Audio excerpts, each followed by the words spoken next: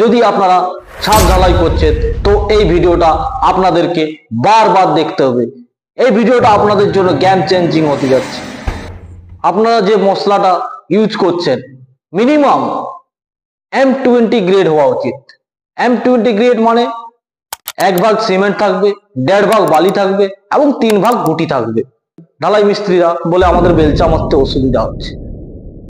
আপনি একটা ভেবে রাখবেন, আপনি বাড়িটা একবারই বানাচ্ছেন কিন্তু বারবার নয়। তো ওদের খানিকক্ষণের জন্য সমস্যা হবে, কিন্তু আপনি যদি না লক্ষ্য রাখেন আপনার এটা সারা জীবনের জন্য সমস্যা। আবার যে ভুলটা সাধারণত হয় যখন ঢালাইয়ের কাজ হয়, যে ধামাটা আমরা বাটিটা ইউজ করি গুটি বোয়ার জন্য, সিমেন্ট বোয়ার জন্য, তো কোনোটা দেখবেন যেটা বালি নিচ্ছেন ওই ধামাটা সলিড আছে, কিন্তু গুটি নিচ্ছেন ওটার পেছনটা তোবড়ানো মোচানো, বালির ওজনটা কম, তখন কি করে পুরো চুর করে বালিটা নিয়ে নেয় ধামাতে, কিন্তু গুটির ওজনটা বেশি, তখন দেখবেন গুটিটা কম নেই। তো এই জিনিসটা আপনাদেরকে লক্ষ্য রাখতে হবে।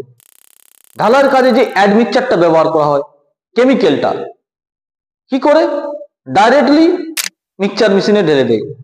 ওকে, দিস ইজ রং প্রসেস। এটা কি করতে হবে, ফার্স্ট অফ অল একটা বালতিতে জল নিতে হবে, জল নিয়ে ওটা মাখিয়ে তারপর ওটা মিক্সার মেশিনে দিতে হবে। আরেকটা জিনিস আপনাদেরকে লক্ষ্য রাখতে হবে, যে ভাইব্রেটর মেশিনটা ইউজ হয় ওনারা কি করে কখনো কখনো দেখবেন রডে টাচ হয়ে যায়।